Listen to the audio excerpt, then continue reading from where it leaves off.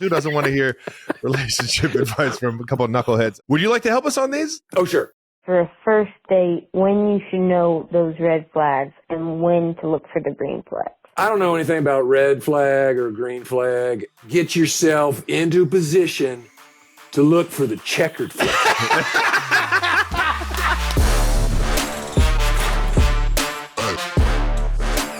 Welcome back to New Heights, ladies and gentlemen, a Wondery show produced by Wave Sports and Entertainment and brought to you by American Express. We're your hosts. I'm Travis Kelsey, my big brother Jason Kelsey out of Cleveland Heights, Ohio.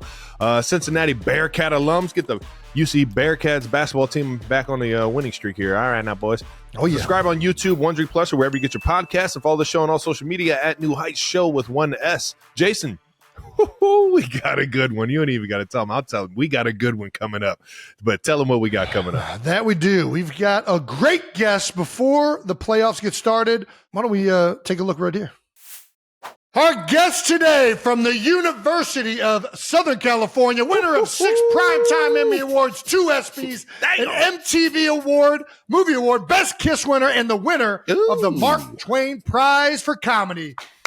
You can see him in his critically acclaimed documentary, Will and Harper, on Netflix, as well as his up-and-coming comedy with Reese Witherspoon. You are cordially invited, releasing January 30th. 92%ers. It's Buddy the Elf, Mugatu, Ashley Schaefer, Ricky Bobby, Ron Burgundy, Chaz Michael-Michaels. 92%ers strength to take himself. Will Ferrell is here. Yeah. Oh, my God. So epic. Best intro ever. Best intro ever. I apologize if I just blew your ears out, Will. But no. That was soothing. I'm gonna play that on a loop to fall asleep to.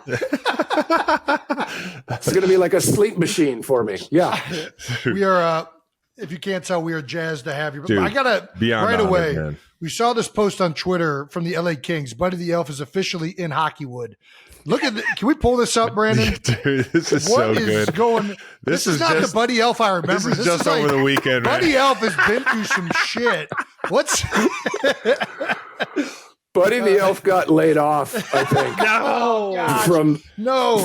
From the North Pole. Santa not taking a swig, smoking. Yep. He's having a pull from his beer, smoking a cig. Yeah. Just having some him time. That was just, I get these weird ideas every now and then. They're golden, man. I told my wife, because we're season ticket holders to the LA Kings. We have the seats right on the glass, which are amazing. Incredible. I said, gosh, over the break, you know what? It'd be funny if I just got like a Buddy the Elf costume and didn't shave for like a week. And and I'm just sitting there with like a candy cigarette. It's just a candy cigarette. And I'm just going to like sit there for a period and see how people react. And that was it. But the reaction was insane. They were like, what is he doing? Is he promoting something? But occasionally I just like to do weird things like that just to stir it up. Dude, it's the best. Yeah. It's the best. Or have you always been a hockey fan? I know you've been following the Kings for a while now, but yeah, I remember I grew up in Southern California, and there was a kid who moved into my neighborhood from Connecticut who played hockey, and we would play street hockey. We would play, this is sad, one-on-one street hockey? Does that even exist? Are you kidding me? This is all me and Jason used to do. Oh, okay. Sure. Yeah, all grown up. Of course. This is legit. We didn't have ice, so it was just with the little ball, and this was running around a parking lot. Oh yeah. And then I followed the Kings way back when they had like the Triple Crown line of Marcel Dion, Dave Taylor, Charlie Simmer. Anyway, so you've been in it for a while. Hell yeah. So I've been watching. Yeah, I've been the. And then of course they won a couple cups, and that helped build the audience. And now they draw really. Oh, look at that! I got a little Wayne Gretzky. Jason got me this for Christmas. But did you guys play hockey as well with everything else you did? Oh yeah, we did. That was probably the first one that we both fell in love with. I would at least for me for sure. Yeah. Yeah. No, same. It's a wonderful sport. It's fun. We both started it. Travis finished in high school playing basketball. I played hockey in high school. Mm-hmm. We used to play street hockey with that same ball you're talking about. Yeah. And one of the elementary schools, Roxborough Elementary, had cut down the basketball hoops. Okay. And you would think this would be a safety issue, but they left like the posts. They just cut the hoops down. And if you hit the post, it was a goal. So we played pickup hockey all the time, just trying to hit the post. And that's like how we played. Yeah. Yeah. Kind of an amazing sport. And I'm not going to lie to you. There's some beautiful men out there who play hockey. Gorgeous. Gorgeous. As long as they have their teeth in. Yeah, as long as they have the teeth in. Don't take the dentures out. But that was my latest kind of public stunt. While we're on the public stunts, we got to pull up the Shaq at the Staples. We got to pull that one up. This is an all-time classic. Oh my gosh! Look at that mustache. Yeah, that was another one. I had friends who gave me a Staples security guard outfit, and I snuck it into the building and then just pretended to be one of the security guys. So wait, that was not the Staples. So Staples was not a part of that one either.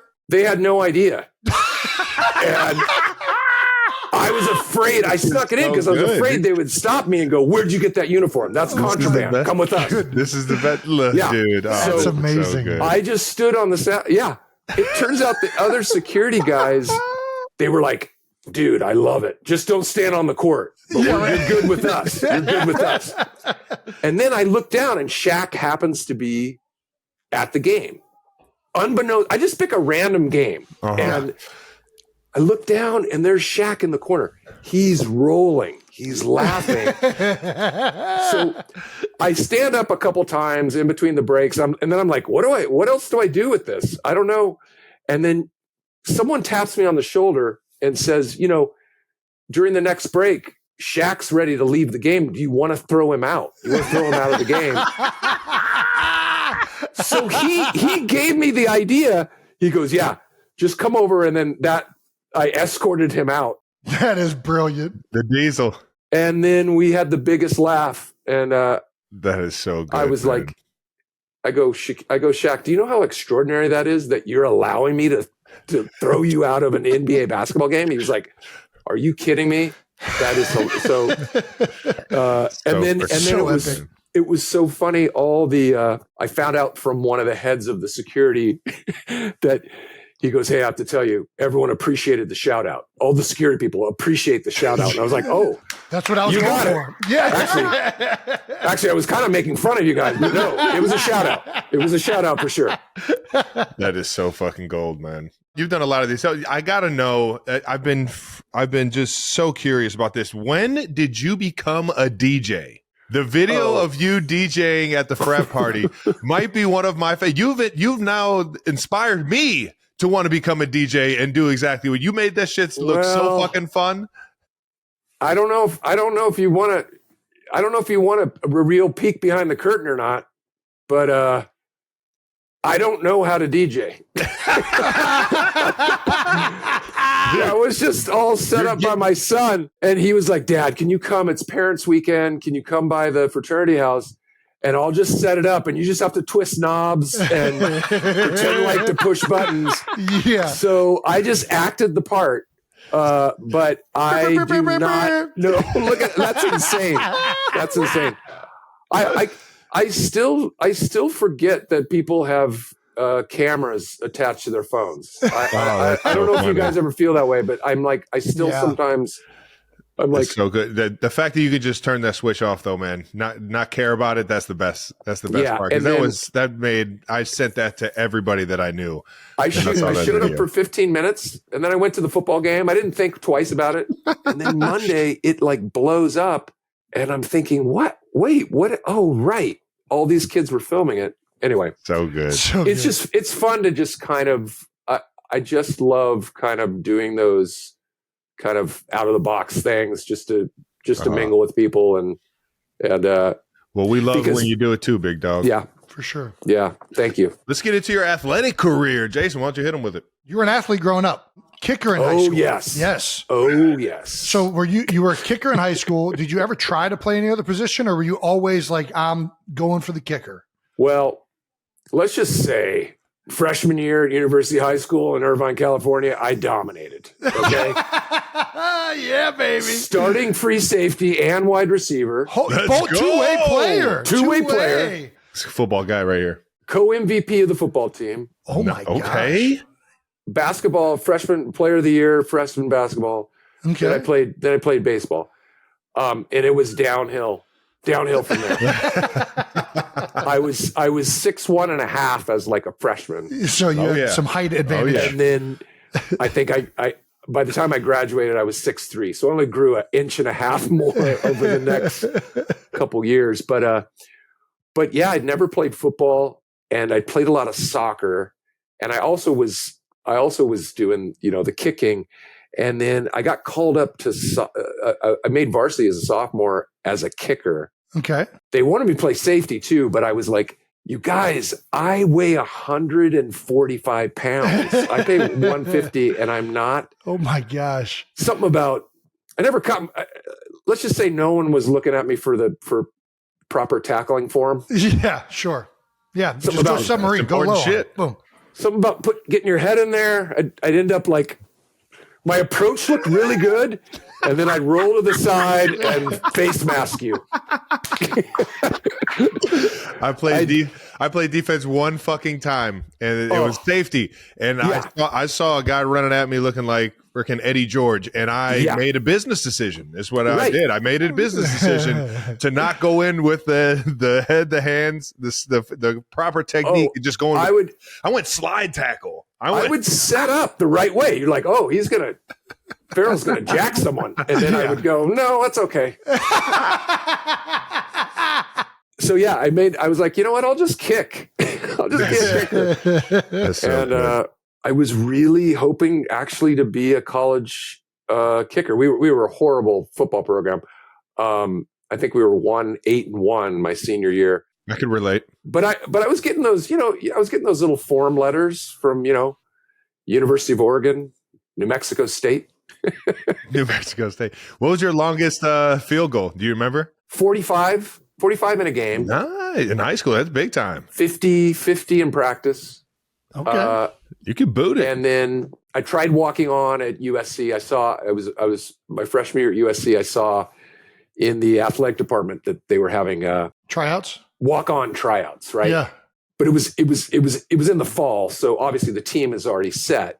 So I'm like, why not? I showed up, and we weren't allowed to kick on the field that actually had the field goals. It was just a big open, and I was like really accurate, but I wouldn't say I was, could boom it. So I think I did like 5 kickoffs, and then the guy just blew the whistle. It was like, okay, bring it in. We're good. And he was like, okay, huddle up. I'm the special teams coach. We're pretty good. We're pretty good with our kicking situation right now. But if any of you guys want to play scout team, running back or scout, and I was like, no, I've heard about scout team. You don't want to do that. Yeah, no, not in college. In college, that's where that's when it's no fun. So that was the extent of my my college athletic career. It sounds like you kind of wanted to be an announcer while in college. Yeah, I went USC had had this sports information program. I was it's funny. I always wanted to get into comedy, but I kind of grew up in the entertainment industry. My dad's a musician. Okay. And had played at, in the best of places and in the worst of places. He's a piano player and super talented. And I just saw how unstable the entertainment business is. Sure. He would have a job at a nightclub for 6 months to a year. And they'd be like, well, that's over. I'm like, what happened? He's like, nothing. They just said, we're done. Yeah. And you have to go back out and search and do all this stuff. And so I thought, well, I'm never going to do that. I want like a real job. I didn't know what that meant, even though I loved comedy. I loved making my friends laugh. I loved watching comedy. I loved, everything about it. But I also loved sports, and I played sports all throughout high school. And SC had this program that was like sports journalism. So I thought, oh, that's a blending of both. And Sports Center had probably just started. Let's see, I graduated in 90. So that was kind of the beginning of ESPN, and starting to boom. Yeah. I want to be one of those guys, Yeah. And so I graduated and then was trying to get a job with local cable stations. And, you have to like build a tape and send it out to these small markets to get hired as the sportscaster in Yuma, Arizona. Those tapes got to be gold. They have to be. I don't know where. They have to be gold, dude. I should have held on to them. But at the same time, I thought, you know what? This itch is not going away. I better scratch it about the comedy thing. So at the same time, I started doing classes at this improv theater in Los Angeles called the Groundlings, where I had seen tons of people had gone on to sitcoms, to Saturday Night Live, to film and television performers, writers, directors, everything. I thought, they had a school I could kind of take all these classes at. And so I kind of was doing both at the same time. And I kind of found my, you got to, as you guys probably know, you got to find your community. You got to find your support group. And that place in LA, the Groundlings Theater, was where I felt safe enough to kind of go for it. Heck and I was there for 3 years. And then that spring of 95 was when SNL was doing like a nationwide search for a brand new cast, because they knew they were going to let go. It was going to be the last year for like Farley and Sandler and Dana Carvey and that whole group. Man. So happened to be at the right place at the right time when they came and watched one of our shows and went through the audition process. And then, the audition process, dude. We've all seen the audition video. It is the most brilliant. The cat toy on the ground. How does that even? How do you know that that's going to be the one to get you the job? Like, what the fuck? Well, here's the thing, Travis. It doesn't make any sense in my mind. You've hosted the show, right? You've stood on that spot where you deliver the monologue. Yeah. And your heart is pounding in your chest, right? Yes. And but you're in front of a full audience that's supportive and there, and they want to see you have fun. Want us to, yeah. I'm on the ground in that studio playing around like a cat. No one's in. Ron Michaels purposely had no one in the studio to like create the tension of late night like he wanted to create the pressure of what it's like to be on Saturday Night, like live TV. So I'm in a void rolling around going, oh my God, I'm going back to LA. This is not like, cause there's no one loud. There's no one in the studio. There's just a camera operator and a sound guy. Oh my gosh. Yeah. So good. This is one of my favorites, dude. So it was almost like a prisoner torture technique. I just had to like fight through it. And were there any other audition like bits that you had, or were you like kind of juggling a few at the time, or? They basically had to do an audition that was anywhere from 5 to 8 minutes long of any of the characters of your choice. Oh, nice. Okay. So that was one of the I did another sketch. I did Harry Carey doing a play reading. And so I did my Harry Carey impersonation. And then I did this sketch that I think really got me the job, which was this dad at a barbecue yelling at his kids to get off the shed. And that piece I auditioned with later became the sketch that I did in my very first show. Oh, that's cool. As a cast member. So that's cool. So they brought that one to life. Nice. Yeah. Yeah. That's awesome, man. But it was awful. I was like, I had no idea if I did well or not. And you just left going, oh, well, I guess they'll call me. I'll tell you what, Lauren he could be a stone cold dude. He can give you absolutely nothing. Yep. And I'm sure that left you confused as all get out, man. But he can it's funny. He's like, he can walk right by you, or he can or he can pump you up. But yeah, sometimes sometimes you don't know where you stand with that guy. Yeah. Oh man, the SNL years were definitely the beginning of our fandom for you, big guy. Who do you remember as like some of your favorite characters on SNL? Like the ones that you really got excited to go out there and like perform? I never imagined that I would get to play the president wow. because I wasn't known for doing political impressions or anything like that. So to get to do Bush for that long, like that was, and like, you're going to be a go-to guy every week. Yeah. That was pretty heady. That was really fun. Nice. I loved, I think about like doing the cheerleaders with Sherry O'Terry, sketches I got to do with Molly Shannon, Anna Gasteyer. We used to do this Bobby and Marty sketch where we were like middle school music teachers who would perform and the kids would hate them. And the Robert Goulet sketches were really fun. Man, Neil Diamond, and Harry Carey. I got to do Harry Carey to an audience that maybe didn't know. It was fun because people who knew Harry Carey from the Cubs as an announcer obviously knew who he was, but then other people would go, "I love that mad scientist character you do with the crazy white hair." And I was like, "Well, no, he's a real person." And they're like, "Oh, okay, well, whatever. It doesn't matter." I think it's so funny. I had a great 7 years on the show, and I just I'm so lucky to look back and there was probably I had fun like every single week doing that show. Man, yeah. 7 years is a crazy run, man. You obviously 7 years on the show as a cast member, but you're a member of the SNL Five Timers Club as well. What's the difference between hosting it and being a cast member, or what's the biggest difference? Yeah, I think honestly, I preferred being a cast member because when you host, you all of a sudden, it was much easier to be a cast member and have your sketch get cut and be kind of shake your fist, like, but when you're on the other side and you're having a hand in like, oh, I don't want to choose between, that's tough. Right? I mean, you've been in that room. Yeah. And you probably had some choices where you had 2 or 3 funny things that could only go in the one slot.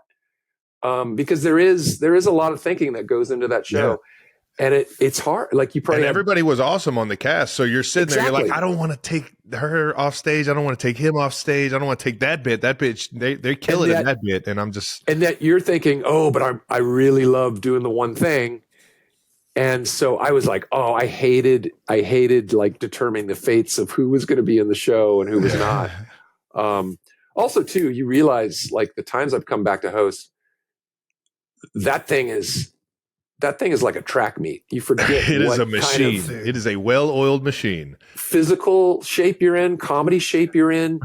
And I all of a sudden felt like I was in an NBA basketball game and the ball just kept hitting me in the face. Like the last time I came to host, and I remember sitting with Lauren at the after party, and I was like, God, man, Lauren, I can't believe I used to do the show, like not even think twice about doing the show every week. And he was like, I thought he was going to give me the, attaboy, like, you were great. You were wonderful. He was like, no, it's a young man's game.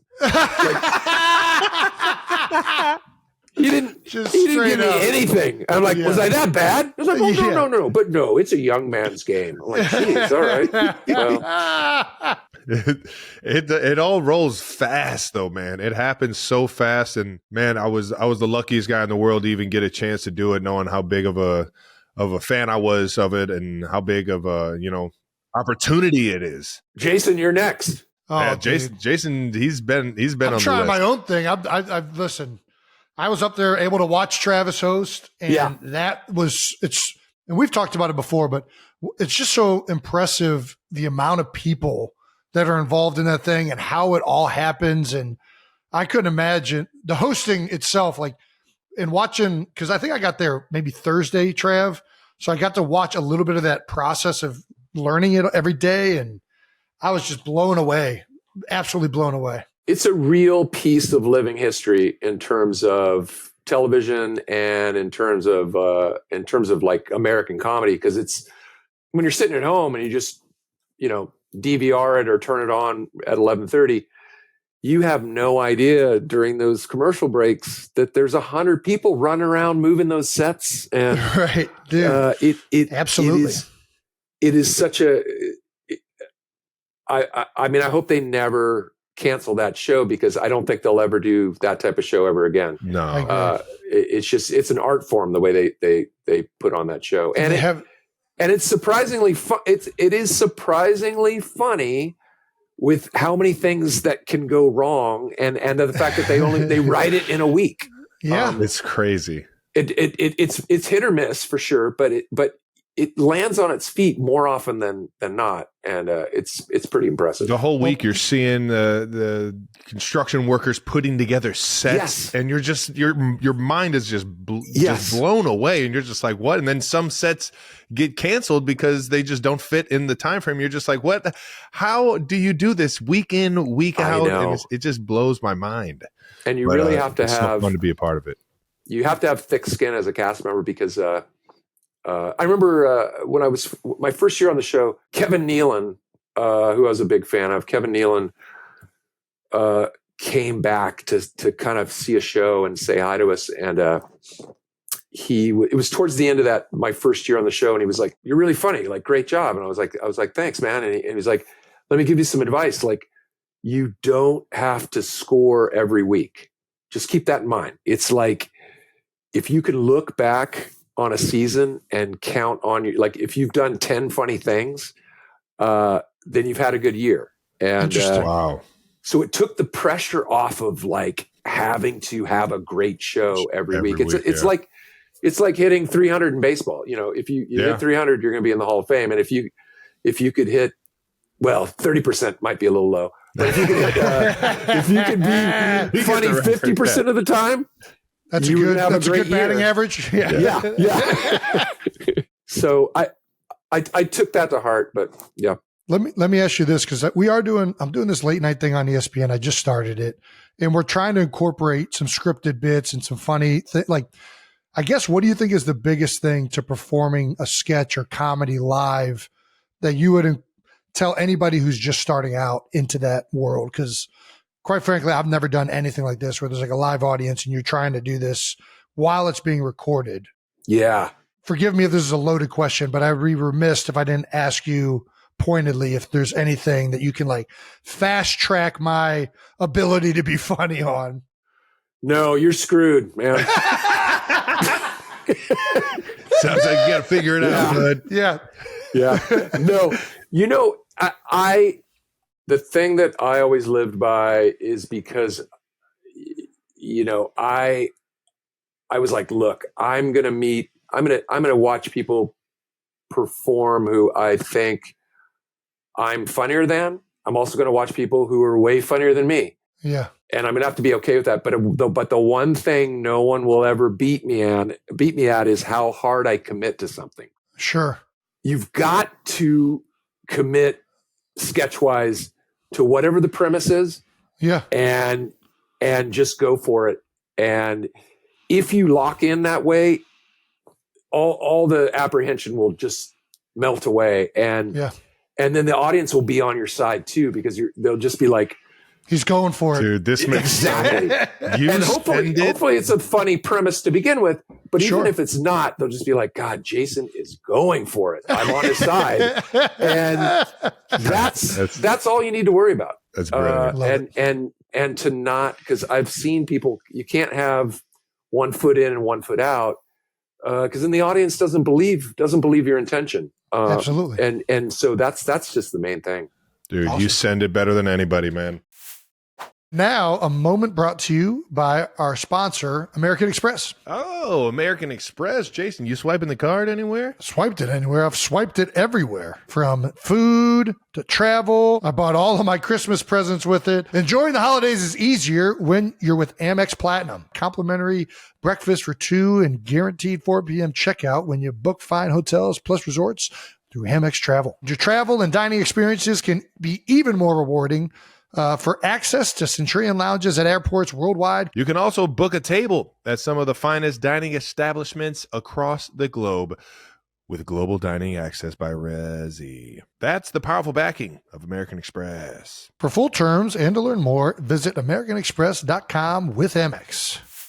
2025 is here, and Mint Mobile has a resolution for you. Skip the gym, skip the fad diets, skip the BS resolutions you'll forget about by next month. Instead, make a resolution to save some serious cash by making the switch to Mint Mobile. And right now, you can get half off their 3-month unlimited plan. It's time to leave your overpriced wireless plans, jaw-dropping monthly bills, unexpected overages, and all their other BS in 2024. Mint Mobile is dropping huge savings for the new year by offering any 3-month plan for only $15. No way. How about that? $15 a month. Pretty damn good. Pretty damn good. Even their unlimited plan, unlimited text. Are you kidding me? How about that? All plans come with high-speed data and unlimited talk and text delivered on the nation's largest 5G network, and you can even bring your current phone and your number. Ditch the overpriced wireless with Mint Mobile. It's so easy. Sign up online and get 3 months of premium wireless service for $15 a month. Switch to Mint, and new customers can get half off an unlimited plan until February 2nd. To get your new wireless plan for just $15 a month and get the plan shipped to your door for free, go to mintmobile.com/new heights. That's mintmobile.com/new heights. $45 upfront payment required, equal to $15 a month. New customers on first 3-month plan only. Speeds slower above 40 gigabytes on unlimited plan. Additional taxes, fees, and restrictions apply. See Mint Mobile for details. This new year, healthy habits don't only apply to humans. Give your dog a fresh start, too.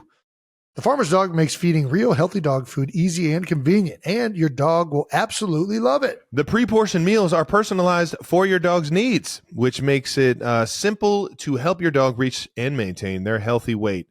If you've ever thought about making the switch, now's the time. What makes them so different is that food from the Farmer's Dog is developed by on-staff board-certified vets and veterinary nutritionists to be complete and balanced. It's made from human-grade real meat and veggies that are gently cooked with the safety and quality standards of human food. The Farmer's Dog delivers their freshly made healthy dog food right to your door on a schedule that works for you and can be adjusted at any time with their 24-hour customer support. The food is pre-portioned specifically for your dog, which makes it easy to help your dog maintain their ideal weight. It doesn't matter if your dog is young or old, it's always the right time to begin investing in their health. That means more happy, healthy, and full years together. Get 50% off your first box of fresh, healthy food at thefarmersdog.com/new heights. Plus, you get free shipping. That's thefarmersdog.com/new heights. Before we get out of this SNL bit, we asked Bill Murray this question, and he said Ray Charles. But who is the one SNL host that just blew your socks off? Like, man, I did not expect this person to be this damn good or this funny or this awesome. That you maybe when you were a cast member. Just so you know, we asked Bill Murray this, and he said it was Ray Charles. Because he was amazed at how well he remembered all of his lines. Oh my God. And didn't have to use any cue cards. Yeah. I remember Jackie Chan hosted with us. What? And he didn't read English. Yeah. So we couldn't use the cue cards. So we had to do the whole thing there memorized. We go. Jackie Same sort of Chan. thing. Yeah. And he was on fire. But I think there are like varying degrees. I remember one of our best hosts was Derek Jeter. Yeah. Nice. He just committed to everything, regardless of how stupid we put him. And also, that's how I met Shaq for the first time. He came on and did, I think it was Kelsey Grammer was the host, but they said, hey, Shaq's in town. He wants to do some sketches. He destroyed. He was so funny and natural to the point where one of his sketches got cut because he had a funnier show than the host. And you had to reel it back. He had to reel it back because we wrote this sketch where all the cast members were picking on me and making me cry. And Shaq came up. He's like, what's going on? And I'm like, Shaq, everyone's making fun of me. And he's like, come with me, Will. And we walked to home base there, and he picked me up in his arms, and we proceeded to sing a duet called No One's Gonna Hurt My Little Man. And it was Shaq cradling me. And we did this whole, but that got cut, and it like destroyed. Oh my gosh. But then I swear there was like, it was a lot of times it was actors that you would like Steve Buscemi. Oh, nice. Insanely good. I remember a lot of times dramatic actors who were so excited to. You didn't like always see him in the comedy world. Yeah. Exactly. And they, that thing of like, they would just commit to the premise. They weren't even trying to be funny. And they subsequently got twice as many laughs. Yeah.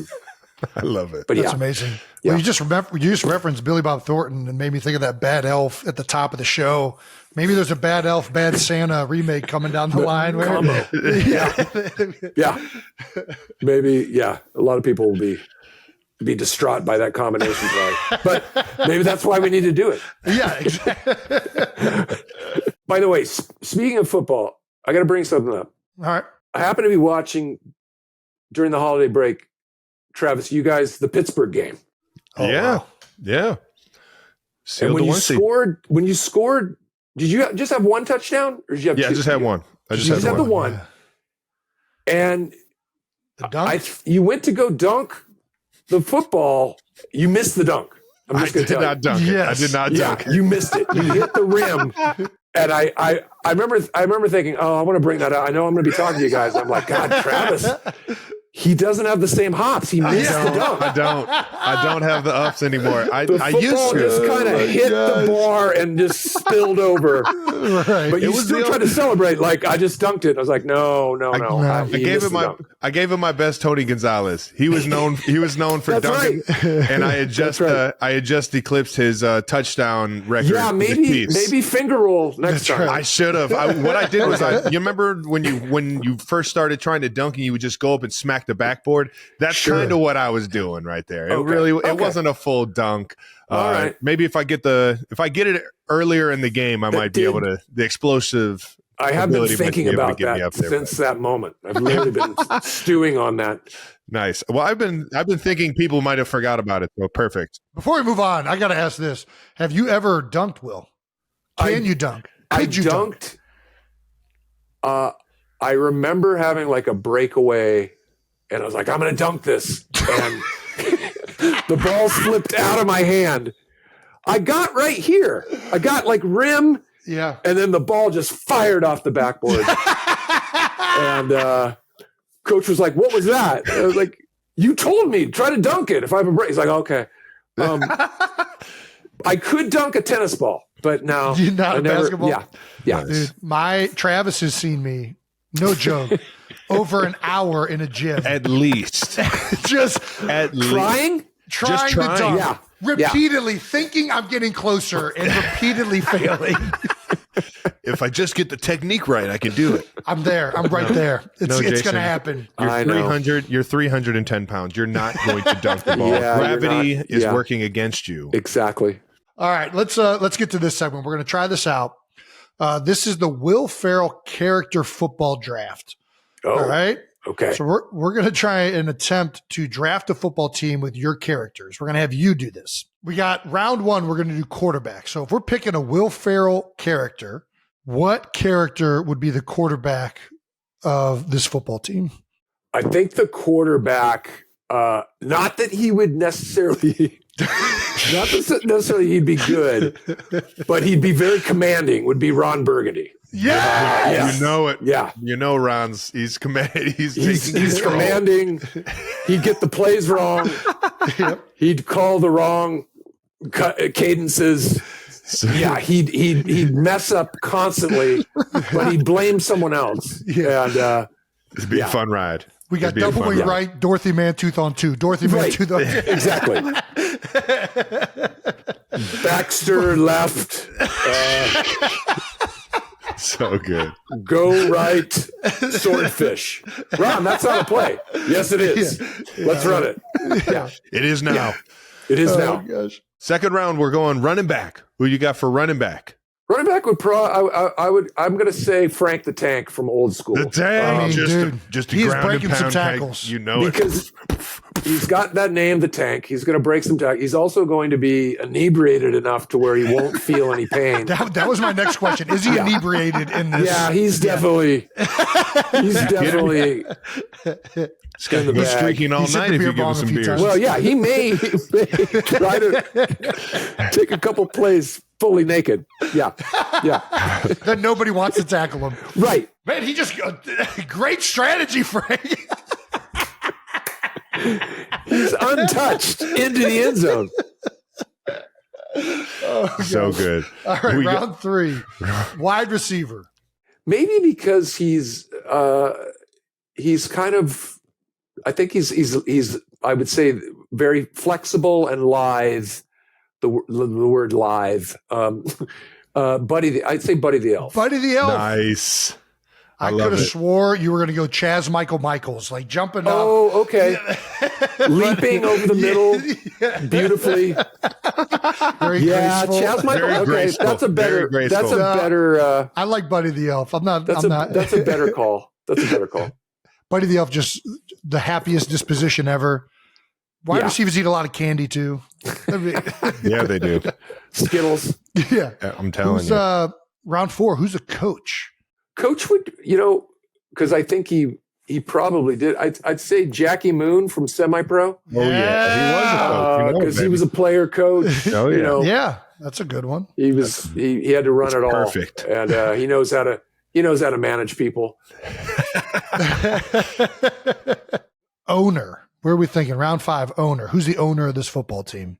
I don't know if he's the right owner, but I just haven't. I forgot to throw him in, but let's just say Ricky Bobby's the owner. Dude, it's an electric you one. already know. That'd be the best. He's running the show, dude. That'd be the best Hail Mary. Our baby who art in heaven. Yes, he would lead the team in the baby Jesus prayer before every game, whether they wanted to or not. Sweet baby Jesus. Yeah. No, Ricky Bobby, he'd be a good owner. He's got like kind of a little Jerry Jones in him, probably. I see that. Yeah, for sure. Like pals. Yeah. They're definitely friends. Yeah. How about? Have you seen the clip of Jerry Jones with the chops?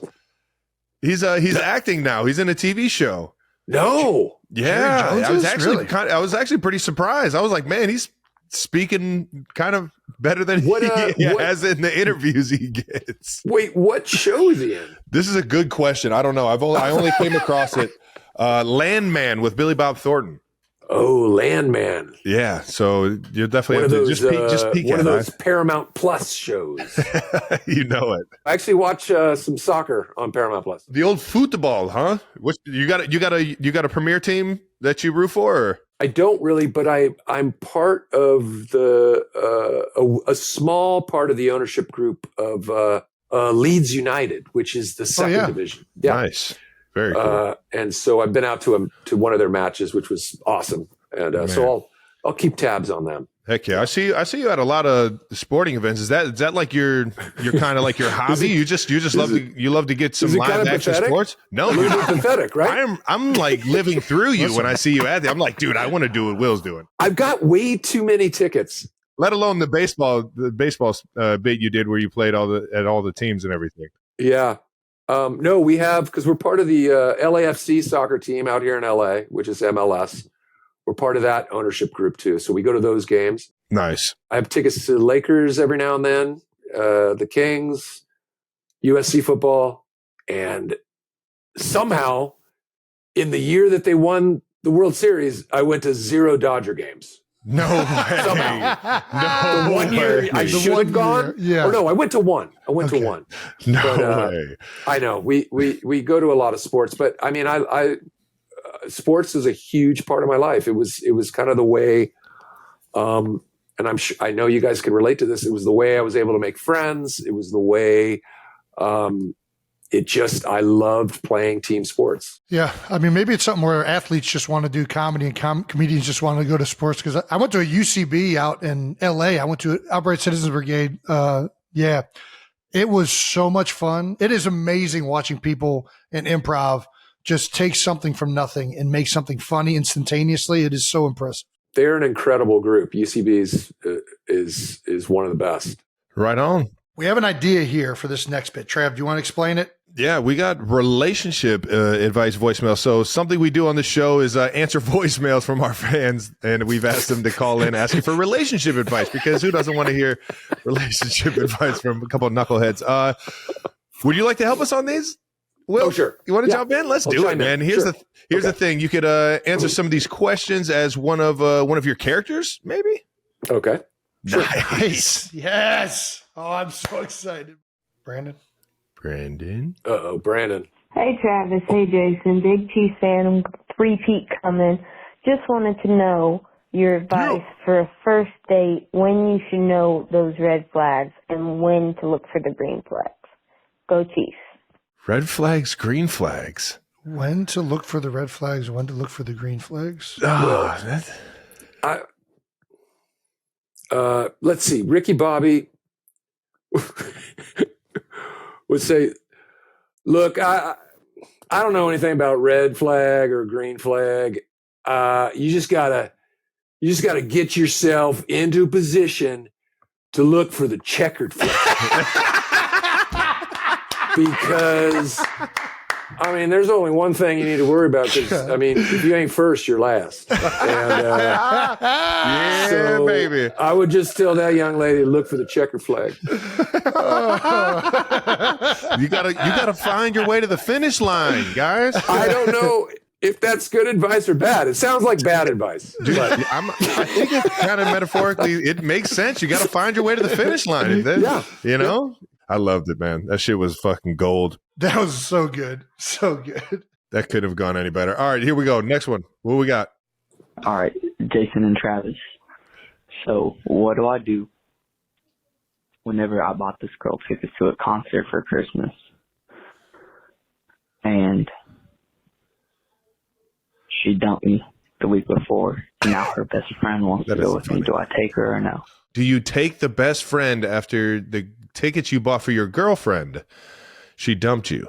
Wait, I want to make sure I understand. Do you take the best friend of the girl? Yes. After? Yes. So the girlfriend dumped him, and now the best friend wants to go with him. Well, Ron Burgundy would say, of course you take the best friend.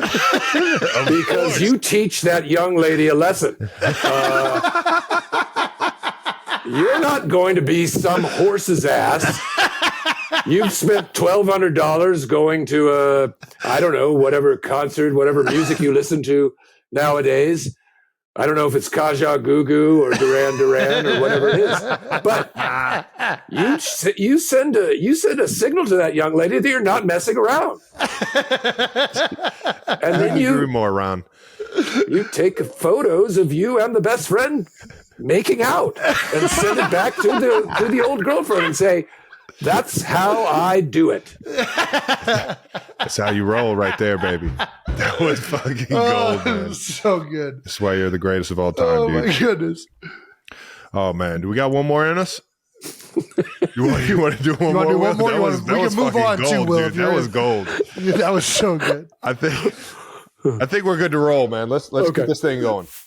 Some people just know they can save hundreds on car insurance by checking Allstate first. Like, to check the weather before traveling, because who knows? Maybe you get stuck in Denver overnight. Like that would happen. Or checking that the yard is gopher free before letting your dogs out. Yeah, or checking that you have your tickets before heading out to the big game. Or checking that you've got your good pair of Timbs before hosting a late night show. Checking first is smart. So check Allstate first for a quote that could save you hundreds. You're in good hands with Allstate. This content is intended for audiences in the U.S. only. Savings vary. Terms apply. Allstate Fire and Casualty Insurance Company and affiliates, Northbrook, Illinois.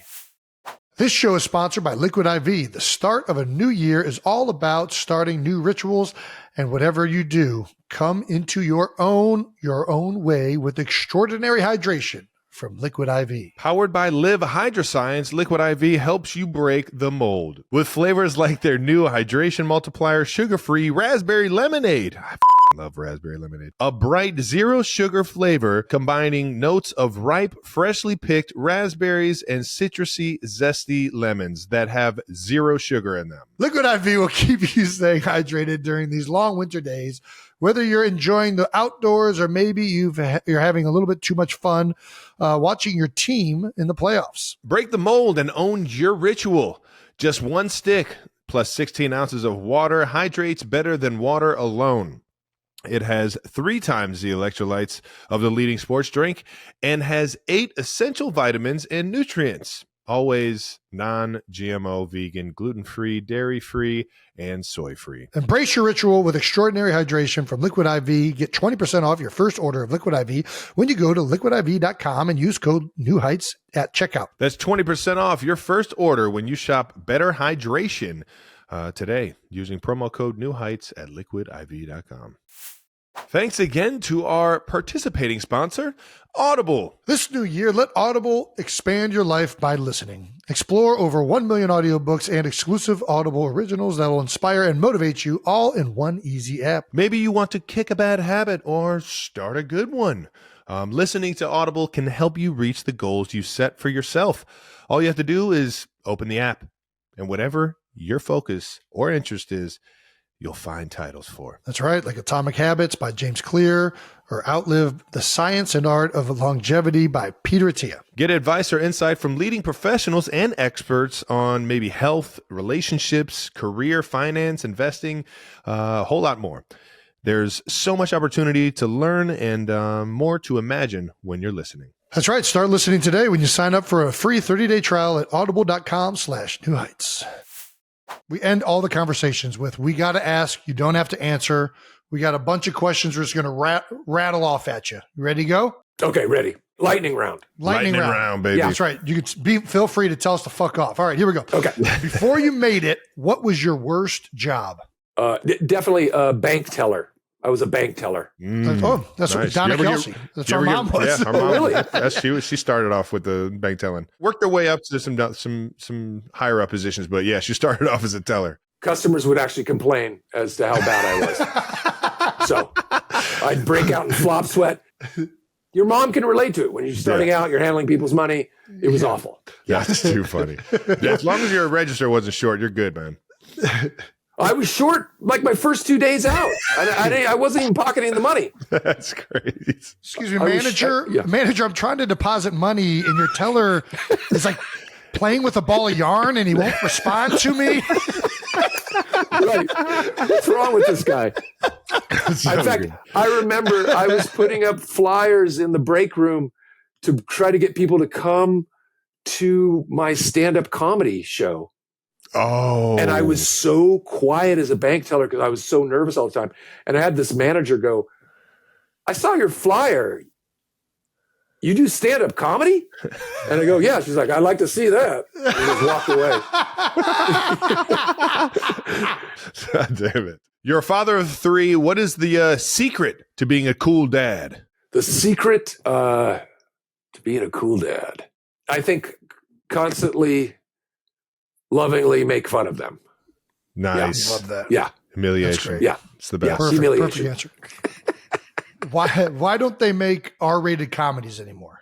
I think they do. Actually, I have one coming out Here we go. the end of this month. Hey-o. Heck yeah, there we We're go. cordially invited on Amazon. Perfect.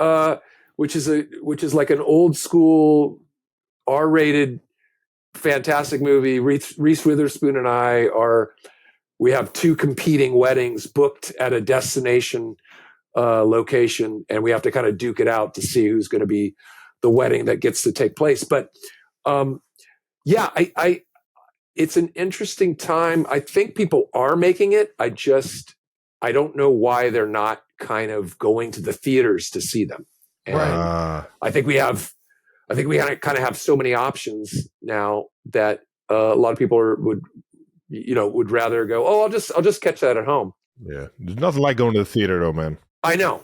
It's when you sit and watch a comedy with an audience, you're reminded as to how much more fun it is. Right.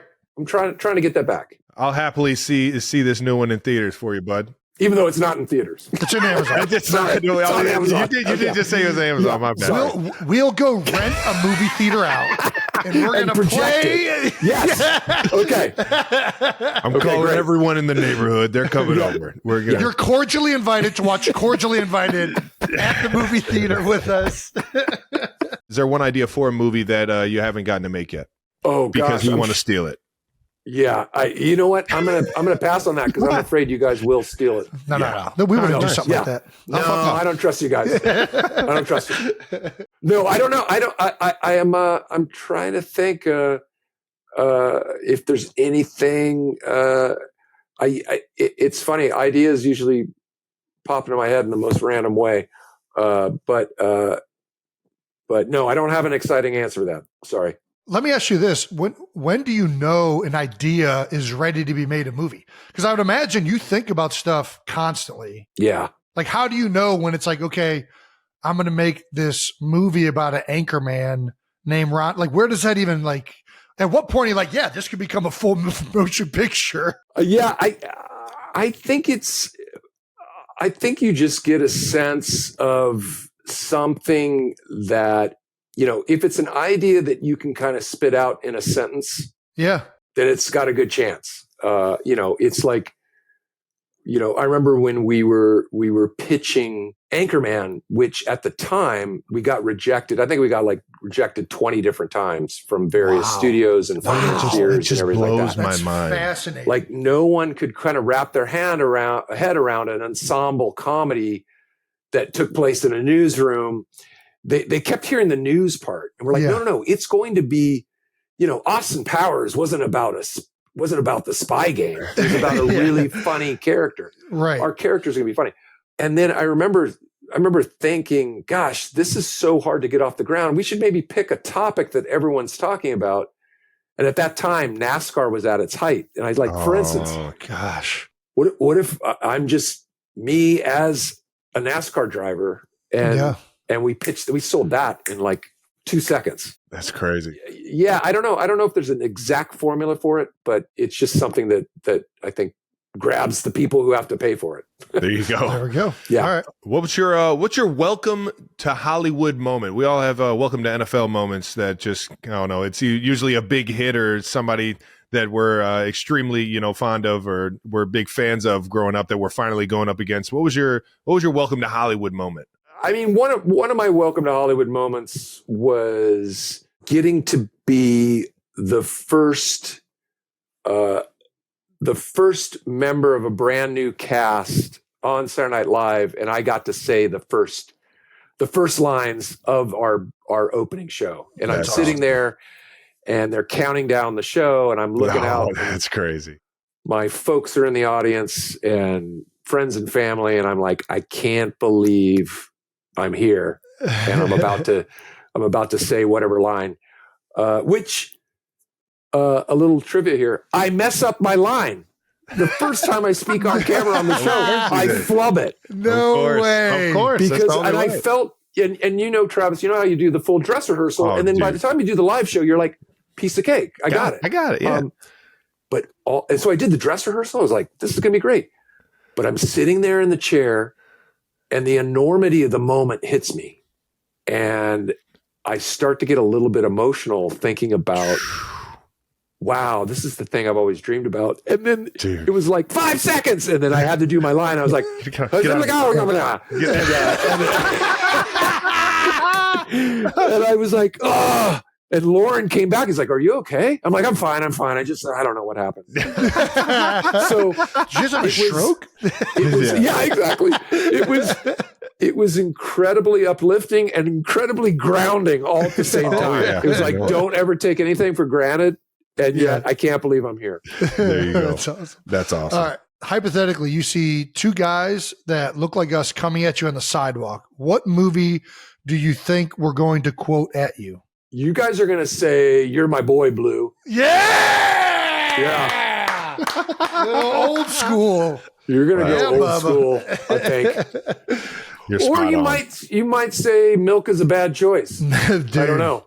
Dude. If it's a hot day, I'm definitely going milk was a bad choice. I was in Wisconsin and I had a whole wheel of cheese. I was like, whole wheel of cheese? I'm not even upset. Yeah. Milk was a bad choice. By the way, I improvised that because I was literally trying to tell the director in that moment, like, why did you give me a carton of milk as we're shooting in LA on like a 98-degree day? And I literally was like, milk was a bad choice. Because I'm like, I'm having to drink hot milk in this scene. That's the worst. The fucking worst. You were spot on with that one. This isn't on this, but do you ever get tired of people quoting your movies? Like, are you like, yeah, I get it. Like, it's got to happen just constantly. I wouldn't say, yeah. I mean, there are moments where I'm getting this weird kick here. Sorry, got a nice, got the light. Got a nice. Yeah, look at that light. Sun's coming in real nice. Wow, that's nice. I don't know how to fix this. You're good. I don't know how to fix this. No. Well, whatever. Here we go. Rolling with it. Sit like this. We're rolling. I get. Yeah, sometimes someone yells something and you're just like, so good. You're like, oh yeah, thank you, yeah, I did, yeah, I said that, and most of the time, it's fantastic. But then there's about 20% of the time where I don't pick up the cue. Oh wow! And I mean, it's a lot of fucking classics that you've been in, so I get it. Someone yelled at me, "Why are you so sweaty?" And I go, oh, because I was just on a bike ride. She's like, no, from Step Brothers. After the drum set, why are you so sweaty? You're supposed to say, because I was watching Cops. Yeah. Like, oh, right, sorry. And she got so pissed and walked away. Yeah. That's fucking hilarious. So ruined it for me. I've ruined it. So I do ruin it for a lot of people because I don't pick up my cue. That's funny as shit. Yeah. Oh, that's so good. What's your comedy Mount Rushmore throughout your life? Who's your top four you're throwing on your Mount Rushmore? I'm gonna put Steve Martin. Nice. I'm gonna put. I'm probably gonna put Bill Murray up there. Yep. Legend. I'm gonna put Eddie Murphy. So good. And let's just say the original cast of Saturday Night Live. All nice, yeah. Throw them all up there. That last one counts. Hell yeah. All right, I'll allow it. Yeah, that's great. That's awesome, man. Awesome list. I love that list. Do you have an actor you've wanted to work with that you haven't yet? Steven Seagal. Shut up! No. Oh my God! Go ahead. That would be the funniest goddamn thing. I don't know Talk why. about doing something totally unexpected. No, that would be yeah, exactly. I don't know why I just pictured you dressed up with the slick back as Steven Seagal. I don't know why that's what popped in my head. Oh my gosh. I don't even think we could track him down. I don't even know where he is on planet Earth these days. But yeah, wherever he's at. I mean, I'd love to do something weird with like an actor like Daniel Day-Lewis or something like that. Yeah. Just gets really enthralled and into it. And exactly. Try to get him to do like something weird. Yeah. That's fun. What about the best sporting event you've ever been to? Oh my gosh. I'm going to say two. I'm going to say the Women's World Cup final at the Rose Bowl. Ooh. For women's soccer. Nice. Where they beat China. They finally won the women's world. It's the famous Brandy Chastain taking her top off. Yeah. Fuck yeah. That was incredible. And then I'll say, even though my team lost the game, the national championship game, again at the Rose Bowl, USC Texas. 2005. Yeah. That was an amazing back It's and a great forth. game. You just made whoever had the ball last was going to win that game, and the time just ran out. But you have no idea how his microphone is muted, but our head producer, our intern Brandon, our head producer, is the biggest Longhorns fan you've ever met in your life. Okay, I'm glad He's Brandon, screaming like a child off camera right now. He's going to lay into me right now, for sure. It's the reason he went to Texas, I believe, is because they won that game. And I sat in the same row with Matthew McConaughey and his buddy, and they wanted to talk shit the whole game. Like every time Texas, of course, like Texas guys love to be like, okay, here we go. And then SC would score right away. And I'd be like, what? What happened? What happened? Yeah, what happened? What was that? And it was so back and forth. But I have to say, at the end of that game, everyone just shook hands. It was one of the best we ever. We just watched one of the, So anyway, but I've been lucky. I've been to a bunch of fun stuff, but those two pop into my head. Yeah, that game, Vince Young's like performance towards the end of it, especially, like it was like crazy. Yeah, it was like somebody just caught fire and like could not be stopped.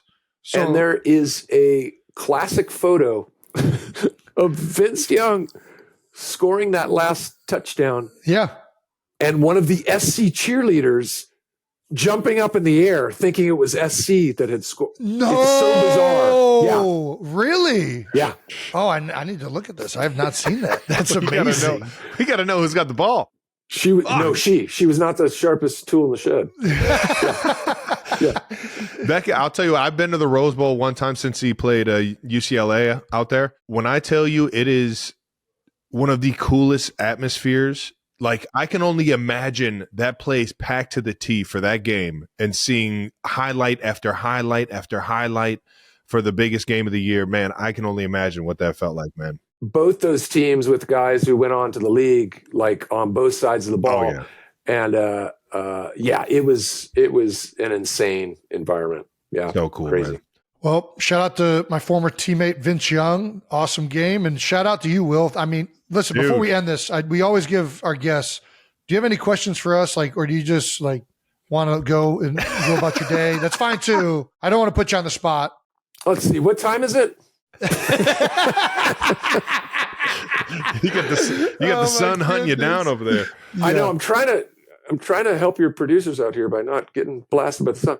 I do have a question for you guys. How do you compare getting to do things like this? Like obviously you're living out, you got to be pro athletes, this thing you dreamed about your whole life. Oh yeah. Now getting to do this other side of stuff. Is it as much fun? Is it more fun? Is it a different kind of fun? Yeah, I'll take a hack at this. So me and Jason, we started this thing because we just wanted to show our brotherhood and have fun catching up once a week. And it was a magical year where we both went to the Super Bowl and got to talk about both of our seasons throughout it. And in retrospect, after about 3 years, the coolest part is getting to interview guys like you and just getting to shoot the shit with you over the course of an hour and get to pick your brain on the profession that you're in and what got you there and things like that. Like that's all been so fascinating to me. And it kind of hit me like a blindside because I just got on here to have fun with my brother and now I get to do cool shit like this. So that's definitely the ups for me. That's awesome. I would say, like Travis said, being able to just talk to Trav once a week, we have a dedicated time. And before we did this, there'd be like months sometimes in the middle of a season, especially where you like fall by the wayside. So that combined with interviewing really successful, interesting people or friends is awesome. But I would say the other thing it's very similar, you know, when you get ready to play a sport, you practice and you work and you prepare, and then the game day happens and you get to express yourself as a player. And that's something very unique as an entertainer as well, where, you work at it and you try to like, think about how can I do things or what can I do that'll be interesting, or take a creative idea from scratch. Yep. And I don't know, bring it to life. And it all is like just really rewarding when that happens. Yeah. That, I think that's similar in terms of like getting out there. You worked all off season. We've put in all these new plays. Let's go out there and see what it looks like. Yeah. And then you get blown out by 40 points. You're like, fuck, we're out of it, boys. Like, back to the drawing board. Well, but I think there's a lot of parallels between team sport and getting to do a lot of things in entertainment, because the same thing can happen. Like, I think that's why I love working on films. It's a team of people. It's a crew of people. I loved Saturday Night Live because of the ensemble, because it was like we all like if we all pull for each other, the whole show does well and we all do well. And same sort of thing. You work hard. You're working on something. You film something for 50 days. It takes a year to come out. Yeah. And you lay a big fat turd. And And you're like, oh, audience didn't think it was funny at all. Oh, well, we thought it was hilarious. Yeah, there you go. And then you're like, well, I'm still glad we went for it. You know, what are you going to do? Yeah. Well, So I'm taking your advice, and I'm full sending everything I ever do in the entertainment Fuck yeah. world, man. Full send. I Full appreciate send. that advice, Yeah. man. Yeah. Will, thank you so much, Awesome. brother. You're Thanks, you unbelievable. guys. Cannot wait That to was so see fun. everything you got coming up, and appreciate the time, man. Thanks, you guys. All right. That was fun. Alrighty, that wraps up another episode of New Heights. Unbelievable. Thank you to our guest, Will Ferrell. We'll be back next week with a brand new episode. Make sure you are subscribed on YouTube to the New Heights channel and follow New Heights on the Wondery app or wherever you get your podcasts. Reminder, you can listen to new episodes of New Heights early and ad-free right now by joining Wondery Plus in the Wondery app or on Apple Podcasts. There you go. Ladies and gentlemen, if we didn't mention your favorite Will Ferrell movie, I think we want to do a blind ranking of all of Will Ferrell's classics, no matter what they are, any genre of Will's throughout the past year. Why don't you go ahead and throw us some, and we'll have some fun doing a blind ranking of all of Will's best next week. Once again, New Heights, a Wondery show produced by Wave Sports and Entertainment and brought to you by American Express. Ooh. The Express. Follow the show on all social media at New Heights Show with 1S for fun clips throughout the week. And thanks to our production and crew for always making us look better than we are. And to the 92%ers, hope you had fun tuning in. We'll see you next week. Peace.